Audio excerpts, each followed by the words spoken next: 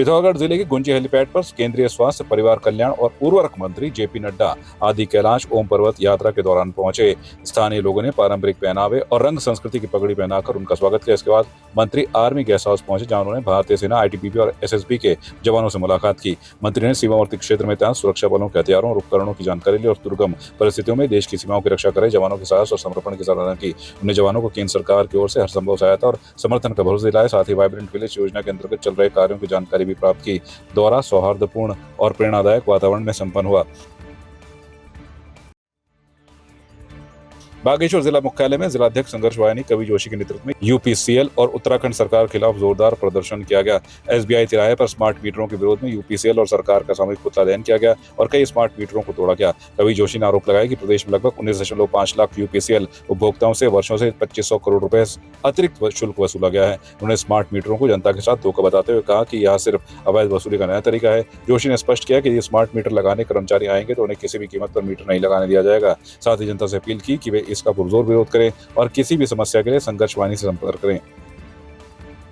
पूरे प्रदेश के अंदर स्मार्ट मीटर लगाने के रूप में जो शोषण किया जा रहा है जनता का, उसका विरोध संघर्ष वाहिनी बागेश्वर कर रही है। और हम पुनः बागेश्वर की सभी जनता से आग्रह करते हैं, जब भी यूपीसीएल के लोग स्मार्ट मीटर लगाने के लिए आपके घर पे आए तो आप उनका खुलकर विरोध करें और कोई भी स्मार्ट मीटर लगाने के लिए तैयार नहीं होना है किसी ने भी, और सीधे विरोध करना है। उनसे कहना है भैया हमारे जो मीटर लगे हैं हम उन्हीं मीटर में बिल देंगे, क्योंकि कहीं कंपल्सरी नहीं है कि मीटर वो स्मार्ट मीटर लगना है। और पूर्ण रूप से जनता को भी इस मुहिम में साथ देना है, क्योंकि जब एक बार स्मार्ट मीटर लग गए तो उसके बाद कहीं ना कहीं जो अभी पहले से ही यूपीसीएल द्वारा लगभग अदर चार्जेस के रूप में 15% तक वसूली की जा रही है। और अगर पूरे साल भर में हम उसको जोड़ें, लगभग पूरे प्रदेश के अंदर 19.5 लाख यूपीसीएल के वो उपभोक्ता हैं, और साल भर का अगर उनसे 15% के हिसाब से भी हम अगर वो चार्ज जो एक्स्ट्रा चार्ज यूपीसीएल ले रही है उसको जोड़ते हैं तो लगभग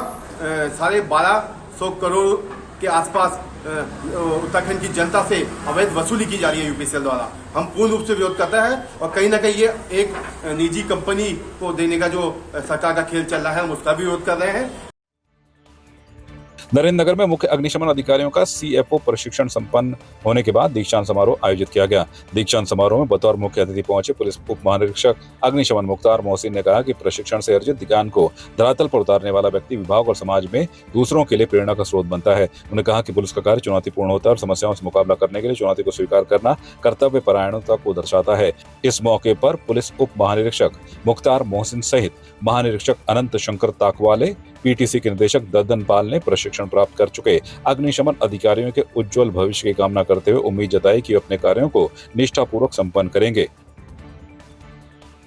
3 महीने का जो एक्सपीरियंस था वो बहुत ही अच्छा था। यहाँ पीटीसी में हमने काफ़ी कुछ चीज़ सीखा, चाहे वो डिसिप्लिन हो, चाहे वो हमारी इंडोर क्लासेस हो, आउटडोर क्लासेस हो, और हमने जो कुछ भी यहाँ सीखा है वो हम अपनी फील्ड पे जाकर रेस्पेक्टिव लोकेशंस पे उसको रिप्लिकेट करेंगे। यही हम पूरी उम्मीद करते हैं कि हमने यहाँ पे जितना भी अच्छा सीखा है उससे भी ज़्यादा अच्छा हम साइटों पे जाके काम करें। जी 3 सीएफओ आज यहाँ से पास आउट हुए हैं और उनका गहन प्रशिक्षण आज कंप्लीट हुआ है, पासिंग आउट आज हो गई है। तो इसमें पीटीसी के स्टाफ ने बड़ी मेहनत से इनको ट्रेनिंग कराई है और ट्रेनिंग का रिज़ल्ट आज रहा है। इनकी बड़ी अच्छी परेड भी हुई है, उनका अनुशासन भी बहुत अच्छे तरीके से रहा है। अब यहाँ से पासिंग आउट होने के बाद इनको हम डिस्ट्रिक्ट प्रैक्टिकल ट्रेनिंग कराएंगे जो 15 दिन की होगी। और इस बार चूँकि 4 धाम यात्रा चल रही है तो इनकी जो डिस्ट्रिक्ट प्रैक्टिकल ट्रेनिंग है वो 4 धाम यात्रा रूट में हम लोग कराएंगे। तो 4 धाम यात्रा में जो फायर सेफ्टी प्लान है, डिज़ास्टर प्लान है, ये उसको चेक करेंगे और जो भी व्यवस्थाओं में अगर कोई सुधार की गुंजाइश है तो ये लोग रिपोर्ट भी देंगे, सीखेंगे भी और फीडबैक भी देंगे। दोनों ही काम इनको जिम्मेदारी में दिया जा रहा है। पौड़ी जिले में आंगनवाड़ी सहायिकाओं की नियुक्ति प्रक्रिया में बड़ा विवाद सामने आया है। शासनादेश के अनुसार केवल राजस्व ग्राम के निवासी इस पद के लिए पात्र माने जाते हैं। इस आधार पर कई ऐसे अभ्यर्थियों को चयन से बाहर कर दिया गया जो राजस्व ग्राम के अंतर्गत तो आते हैं, लेकिन उनके गांव का नाम अलग होने के कारण उनका आवेदन अस्वीकार कर दिया गया।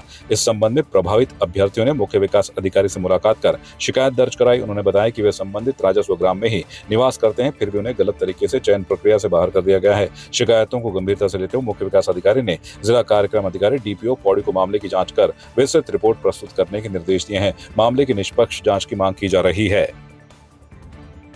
आंगनबाड़ी सहायिका के लिए भरा था आवेदन पत्र, जिसमें जसपुर गांव आता है और मेरा जसपुर राजेशव गांव आता है और मेरे गांव का नाम कांडे है, जिसपे ये बताया जा रहा है कि आप राजेशव गांव के नहीं हो, आप कांडे गांव के हो, जिसे हमारा चयन नहीं किया गया।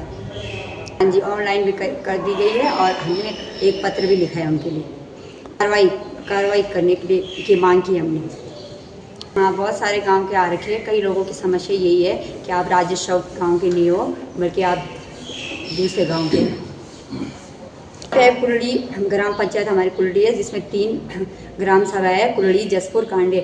और कुलड़ी का आंगनबाड़ी केंद्र अलग है और जसपुर कांडे का एक है, जिससे जो मैं हूँ, मैं गांव कांडे से हूँ और जो राजेशव गांव है वो जसपुर का है। का चयन हो रखा है, उनकी एज भी ज़्यादा है और उनका मैरिज सर्टिफिकेट भी मेरे से कम है।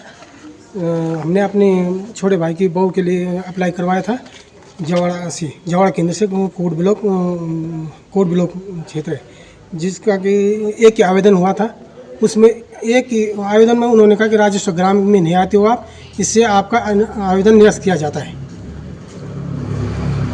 ऑनलाइन नहीं दिखाई गया, जो जब हम ऑफिस में आए ऊपर विकास भवन आए तब जाके हमें दिखाई दिया, नहीं तो अन्यथा नहीं दिखाई दिया, कहीं नहीं देखा हमने। ऑनलाइन होता तो फिर हम भरते ही क्यों, हमें कागज पत्र इधर उधर दौड़ भाग करके क्यों करते ऐसे, अपना टाइम भी बर्बाद करे, गरीब आदमी के कागज लगाए फालतू में लगाए, फिजूल खर्चा करवाए सरकार ने। ये गुजारिश है कि आप सम्मिलित गाँवों को भी इसमें प्राथमिकता दी जाए। एक्चुअली ये मेरी वाइफ है और मैं इनके साथ में आज यहाँ पे आया हूँ और मेरे गांव का नाम कांडई है, जो कि ये कुलड़ी ग्राम सभा के अंतर्गत आता है। कुलड़ी ग्राम सभा में हमारे 3 गांव है, कुलड़ी, जसपुर और कांडई। इसमें हमारे 2 आंगनबाड़ी केंद्र है, एक तो कुलड़ी में है और एक जसपुर में है। ठीक है, तो हमने जो आवेदन आया था तो हमने जसपुर के लिए भरा था, वो आवेदन इन्होंने भरा था जसपुर के लिए। तो वहाँ पर क्या हो गया, एक हमने कांडे से भरा था, उन्होंने जसपुर से भरा था, लेकिन इनका आवेदन पास नहीं हुआ और उनका पास हो गया, जबकि मेरिट के हिसाब से वो उनका नंबर कम थे, इनके ज़्यादा थे। तो मैं इसीलिए उसी वजह से पता करने आया यहाँ पे सीडीओ साहब के ऑफिस में आया मैं यहाँ पे पता करने के लिए कि ये ऐसा क्यों हुआ। तो मुझे यहाँ पे आकर के मुझे पता चला है यहाँ पे कि एक तो हमारा जो गाँव है वो राजस्व गाँव नहीं है। ठीक है, तो मैं कहता हूँ चलो ठीक है, हमारा गाँव राजस्व गाँव नहीं है, तो ये जो इनका मूल निवास प्रमाण पत्र बना है किस आधार पर बना गया। मुझे तो ऐसा लग रहा है कि हम उत्तराखंड के निवासी नहीं है, क्योंकि हमारा गांव अगर राजस्व गांव नहीं है तो हम फिर उत्तराखंड के निवासी कहाँ से हो गए, पहली बात। दूसरी बात यह है कि मेरे बच्चे उसी आंगनवाड़ी में पढ़ते हैं, उसी स्कूल में पढ़ते हैं मेरे बच्चे। कल को बड़े होकर के अगर उसी स्कूल में जॉब नहीं कर सकते तो उनको वहाँ पढ़ने से क्या फ़ायदा, पहले सबसे पहली बात। दूसरी बात, मुझे यहाँ पे जियो के माध्यम से पता लगा, यहाँ पे जियो में भी कुछ त्रुटियाँ हैं। जियो में लिखा गया है कि ये जो होगा राजस्व गाँव होगा। चलो ठीक है, मैंने मान लेता हूँ राजस्व गाँव होगा, तो ये चीज़ इनको ऑनलाइन करनी चाहिए थी ना। मैंने ऑनलाइन में पूरा घूम करके पहले सारे कागज़ बनाए, इतने पैसे खर्च किए, फिर जाके बड़ी मुश्किल से आवेदन भरा। अब मुझे जाकर जब रिजल्ट आ गया उसके बाद जाकर मुझे यहाँ आकर के पता चल रहा है कि यहाँ पे आके मुझे पता चल रहा है कि जियो के अंदर ये लिखा गया है कि गांव राजस्व होना चाहिए। तो अगर राजस्व गांव भी होना चाहिए, चलो तो कम से कम एक गरीब आदमी का पैसा तो खर्च मत करो, सीधा से ऑनलाइन लिख दो ना फिर उसको कि राजस्व गाँव होना चाहिए। आपका गाँव उत्तराखंड के अंदर है ही नहीं, साफ और सीधी बात है।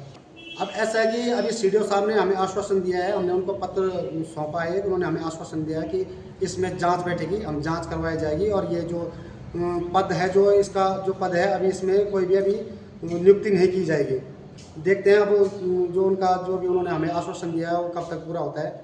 हाँ, एक ग्राम छतकोट, ग्राम कांडई, इनके कुछ ग्रामीण आए हैं जिन्होंने वहाँ पे जो आंगनबाड़ी सहायिका है उनके पदों में नियुक्तियों के बारे में अपना एक एप्लीकेशन दिया है, प्रार्थना पत्र दिया है, जिसकी जांच के लिए मैंने जो हमारे डीपीओ हैं बाल विकास के, उनको मैंने निर्देशित किया है और इसके बारे में जैसे ही जांच रिपोर्ट आती है हम उसमें आगे कार्रवाई करेंगे। पेशेंट्स आई हैं विभिन्न गाँवों से, तो उसको हमने जो डीपीओ हैं उनको भेजा है और इसमें उनसे जांच करने का निर्देश दिया है।